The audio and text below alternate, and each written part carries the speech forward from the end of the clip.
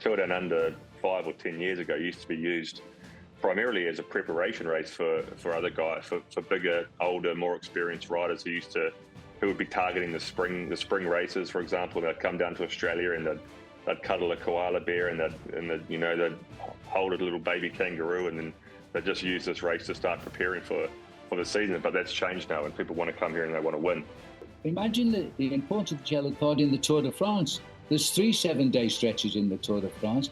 You could be disqualified from the Tour de France for a second yellow card offence. People hear carbon monoxide and then immediately they think, like what you've just said, it's dangerous and people can kill themselves using it. Hello everybody, well, I'm Phil Liggett and welcome to a special edition of Beyond the Podium, really. And why is it special? Well, it's because I'm sat in a hotel room in Adelaide, Australia, and I'm with Sam Bewley, who was 18 months ago a great analyst, I have to say, Sam, when you worked with us on the Tour de France. But you lost the job because you got recalled back to doing your day job, which is being Director Sportif of Israel Premier Tech. And we're both in the hotel. In fact, I'm on top of Sam because he's 6 floors below me. But in about half an hour, we're rushing to the start of day 1 of the Santos Tour Down Under. And it's not just day 1 of this race, Sam. It's the 25th year of what has turned out to be a spectacular event. And it's also the start of the bike racing season for 2025. So great to see you, Sam. I only ever seem to see you on television. And here I am, just 6 floors above you now, and I still haven't seen much of you. No, we bumped into each other in the lobby. Excuse the puffy eyes as well. I actually just woke up.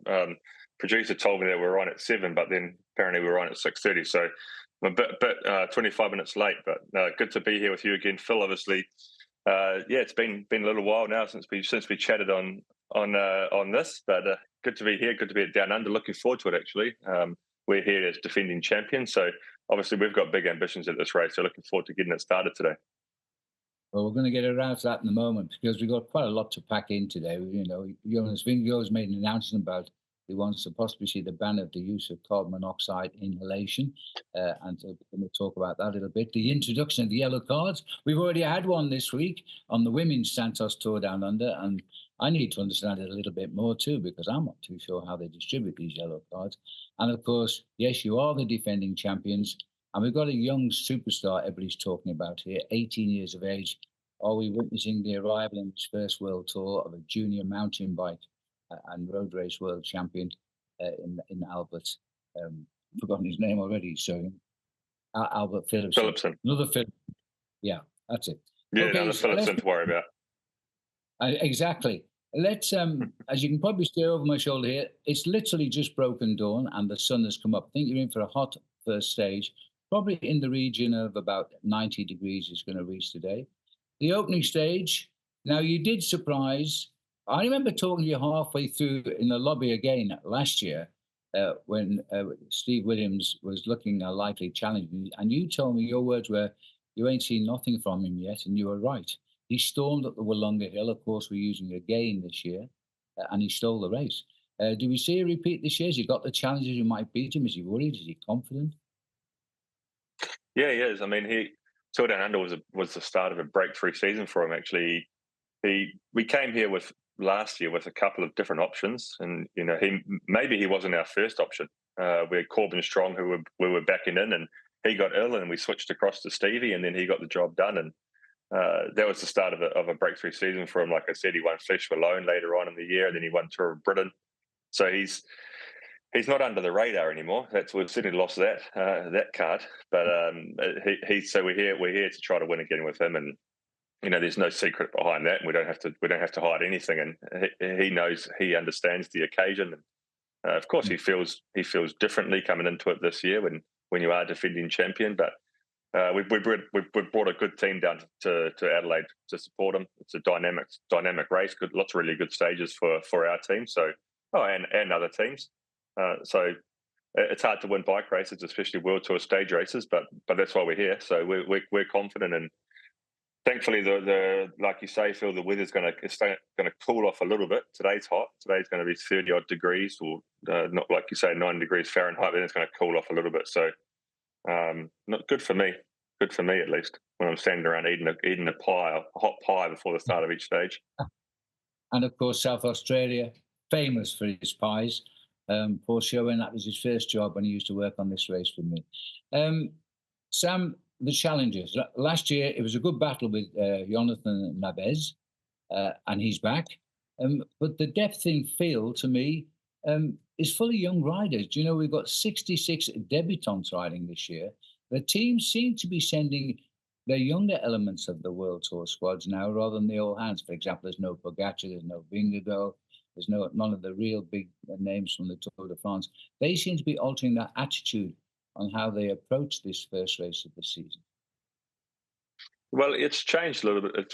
It's changed. Cycling's changed. We know that it's getting faster and it's getting more aggressive, and so the calendar as a whole now is competitive. And the Tour Down Under 5 or 10 years ago used to be used primarily as a preparation race for other guys, for bigger, older, more experienced riders who would be targeting the spring races, for example. They'd come down to Australia and they'd cuddle a koala bear and they'd hold a little baby kangaroo, and then they'd just use this race to start preparing for the season. But that's changed now, and people want to come here and they want to win.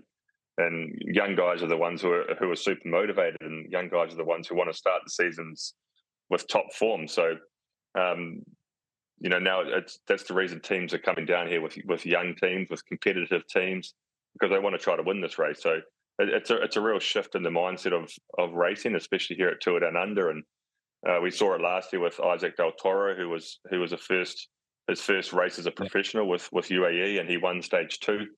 And I guess we're going to see something similar this year with Albert Philipsen. He's here. He's going to be.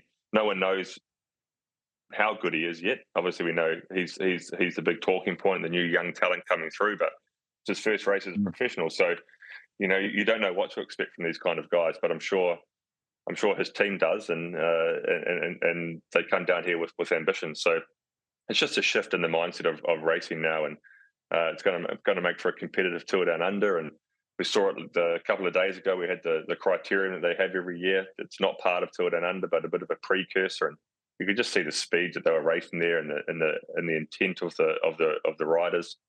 So it's going to kick off today. Should be a bunch sprint, but you never know. You never know these days. Now you mentioned sprints there. Obviously, the man to beat in the sprints is Sam Welsford. He won that Critérium, which was around the streets, just over my shoulder, in fact, here in Adelaide on Saturday evening. And Welsford has just come out. He's a national circuit race champion. He's had 3 wins already this year now, Sam. He's a hustle and bustle. And he's 100% concentrating now. He's an Olympic champion on the track, but he's concentrating totally on the road this year. He's got to be the only man as a standout sprinter here. There are a lot of good sprinters, but they're all looking straight to the back wheel of Welsford, aren't they? Oh, you're right. I guess the nature of the course here, and it's a race that in the past it was won by Darryl Impey, who won it 2 times. It was won by Simon Gerrans. It was won by riders who were able to climb well, but ultimately they were fast. They were fast riders who could take time bonuses, and they could get time bonuses in bunch sprints or in intermediate sprints along the stages. But it's changed now, and now the race it's getting won by climbers. It was won by Steve Williams last year. It was won by Jay Vine the year before that. It's a race that's getting won by climbers. So maybe there's less motivation for sprinters to come down here. Certainly, Sam Welsford is a world-class sprinter, and he's here.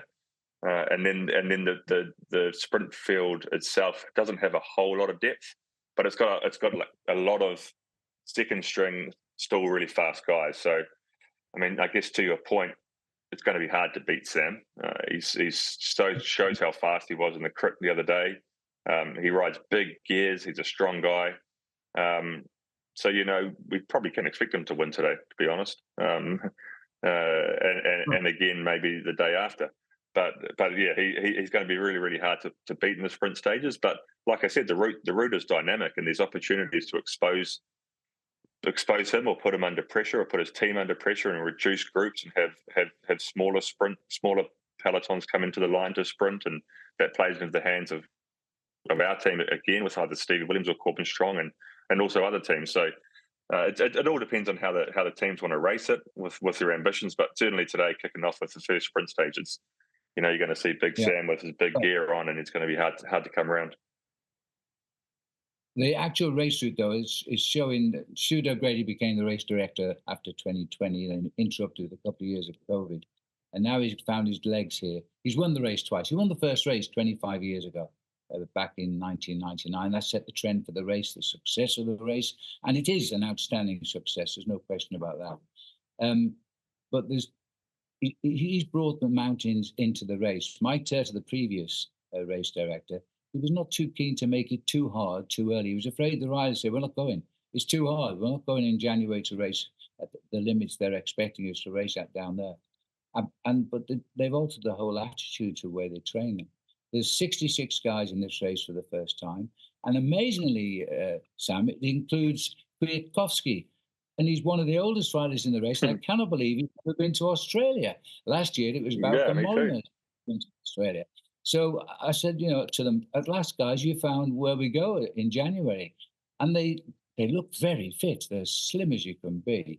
And I think it will be a battle on two stages, personally. The stage 3, which Stuart O'Grady says has got Knott Hill on it twice. He said it's never been used in the race before. It's one I've never seen either. And I ride these Adelaide hills all the time. Never seen it. Sounds horrible. And, of course, the climb of Wollonga Hill, where your man Williams romped away to victory over Neves and everybody on that day. It could be a showdown on a couple of days of the race, I think.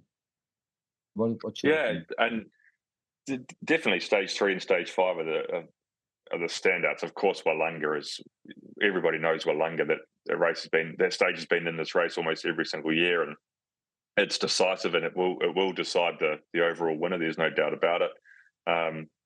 But stage 3, this new addition, with this climb, the approach to that climb is I guess dangerous is maybe the word. Certainly technical. Certainly, it's going to create a bit of nerves in the bunch. And then the climb itself will be decisive. The difference with that climb in Wollonga is we finish at the top of Wollonga. This climb on stage 3, there's still 5 kilometres from the top to the finish.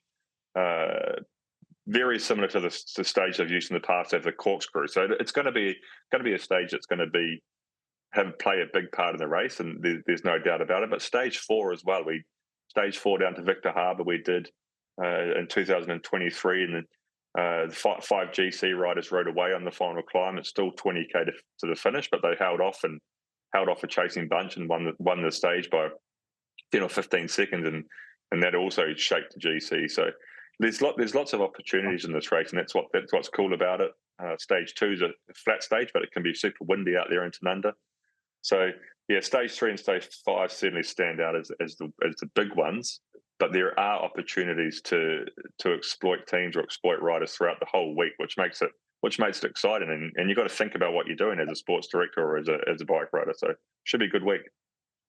All right. Well, we haven't got it long because you've got to get to the start line in your real role as director sportif, as I said earlier. I've got to get to the finish line, which is about an hour and a half's drive away, to obviously get lined up for the coverage. And that's a good cue for me to remind everybody who's listening in the United States to watch the event streamed on Peacock. It's at 7:30 p.m. in the evening. So enjoy the coverage. It's going on right through 6 days of racing. We tour South Australia. They're very proud, the South Australians. There's Australia and there's South Australia, and never the twain shall meet. This is a very, very popular cycling state. Now, Sam, I think we're in for a good race, and I think we've got the challenges. And Geraint Thomas is the oldest competitor. He highest number of participations in his last season as a pro. He's won the Tour de France. He's finished 3rd in this race. He's looking pretty fit, and Geraint Thomas is participating here for the 10th time, and this is the 25th celebrations this year. Now, in the women's tour, Santos Tour Down Under, we had a yellow card. I think it went to one of the officials in the cars. I didn't actually cover the women's race, but tell me I'm confused about the yellow cards. I've only seen comments in the press, and now they're going to use them this year. Now, but I do know, this is how I understand it, Sam, you tell me if I'm wrong. if you're given a yellow card for an infringement during the race, that yellow card stands for 7 days. And if you get a second yellow card, you are out of the event, disqualified. It could be a rider, it could be a race official, it could be you, for example. I'm sure it wouldn't be you. So imagine the importance of the yellow card in the Tour de France. There's 3 7-day stretches in the Tour de France. You could be disqualified from the Tour de France for a second yellow card offence. For example, the sticky bottle. Hold on too long twice in 7 days, you are out of the Tour de France. Is this workable?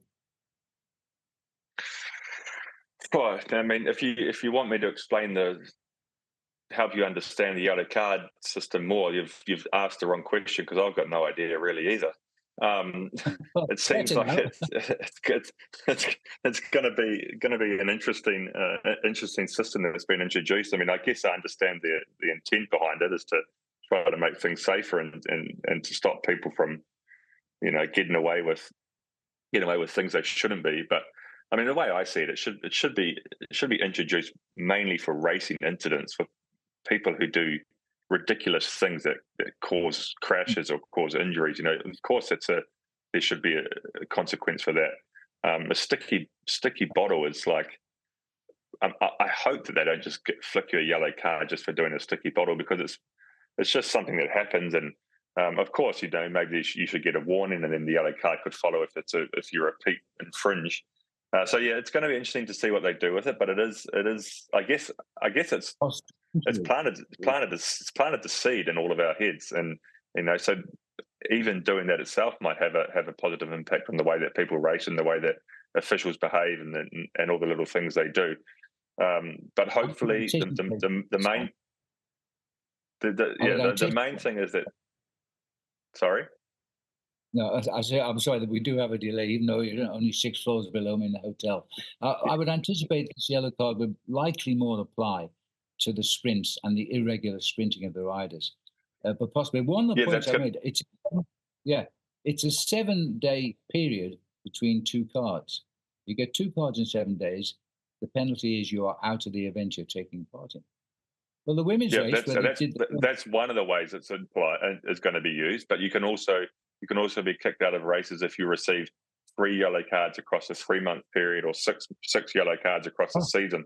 So there's actually a few different ways it's going to be used. So it's not just that you get 2 yellow cards at a race and then you're kicked out of the last 2 days of Tour Down Under, and then your slate's wiped clean. It's those 2 yellow cards still stand for a month. So then you can go to another race in a few weeks' time, and if you get a 3rd yellow card, then you get an even bigger suspension that goes to a 15-day suspension. So it's a yellow card system that's rolling throughout the season. So it's something that we all have to be mindful of at times. And all I hope is that it's applied consistently, and that we start to get a better understanding of how they're going to use it, and when a yellow card's going to get thrown out. Hopefully, it's not like football, which if you tie your shoelaces the wrong way, you get a yellow card. Hopefully, it's not quite like that, but. Consistency is the thing that we need to understand, and if it's applied consistently, then it's a little bit easier to work out. How does it work in the women's race? That was only a 3-day race, and it can't be banned. It's impossible. It's supposed to be 7 days. So why give a yellow card in a 3-day race? Doesn't make sense. Exactly. I mean, I guess if you get 2 in those 3 days, you're out of the last day if you get into the first 2 days. So it's definitely a rule that we need to look into and understand deeper.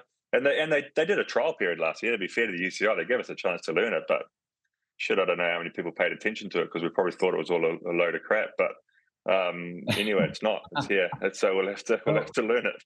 Well, thanks for clearing all that up for me, Sam, because I'm still don't know a thing about it. But I'm going to watch carefully this week and see the results in the yellow cards, if there are any given out during this. We're a 6-day race, the Santos Tour Down Under. And now, this in the last 48 hours or so, Jonas Vingegaard has come out in the press and said something about the use of carbon monoxide inhalation, and admitted to the use. Now, it's not against the law, against any drug rules or anything at all at the moment, but he is calling on the possible ban of the use of carbon monoxide inhalation. I think it's used to improve oxygen in the system and to check the levels, etc., which he does it when he goes training, and he checks the difference when he comes home. I would have thought breathing carbon monoxide to me is a deadly intake of air, because that's comes out of motor vehicles. What do you think of it? Do you understand it? Because I'm just talking a little bit off the top of my head here. This has just happened, and I've been in bed till half an hour ago. I don't know. I guess I understand it to a surface level, maybe because of that it's been in the press for a little while now, and people are using it. And the way I understand it is it's essentially the only way to measure or track your improvements or increases or decreases in hemoglobin masses, which is what happens when you go to altitude. So you inhale the carbon monoxide at the start of a 3-week altitude block to get a reading on your hemoglobin mass, and then you do it again at the end of a 3-week training block at altitude, and you can measure the increase or the improvement that you've had from altitude training. It's a way of understanding whether or not the athletes are responding to altitude, because not all athletes do. Some athletes respond really, really well to altitude. Some athletes don't respond at all to altitude. So it's a way of understanding the response of the athlete at altitude.